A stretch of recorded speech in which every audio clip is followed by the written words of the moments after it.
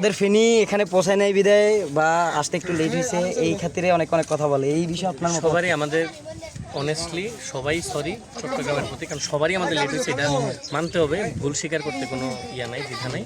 তবে এখন হচ্ছে গুরুত্বপূর্ণ সমন্বয় করে কাজ করা লোকালদের সাথে, এবং যারা সামনে আসবে আপনার ভিডিও দেখেও যারা আসবে, আমি চাই যে কেউ নিজেরা এসে যে থাকে না আবেগ না, এখানে হচ্ছে মাথা বুদ্ধি খাটায় কাজ করা লাগবে, লোকালদের সাথে সমন্বয় করে কাজ করা লাগবে। এবং এরপরে পানি অলরেডি কমতে শুরু করছে, সামনে যারা আসবে আফটার ইফেক্টে কাজ করাটা আরও বেশি জরুরি। এদিকে অনেক মাটির ঘর আছে, এগুলো ভেঙে পড়তেছে, অনেকগুলো পড়ছে। সো এখন ট্রেন্ডের সাথে গা ভাষায় ধাপধিপ করে কাজ আনার চাইতে সামনে যদি ইয়ে করা যায়, 1 মিনিট সামনে হচ্ছে ওই যে ঘর বানাই দেওয়া, এবং ওইখানে আর্মির সাথে কথা বললে, আর্মিরা ঘর বানাতে এক্সপার্ট, ওদের সাথে কথা বলে, লোকালদের সাথে কথা বলে, এবং হসপিটালগুলোতে যে, কারণ এখান থেকে অনেকেই হচ্ছে পানিবাহিত বিভিন্ন রকম রোগ হয়।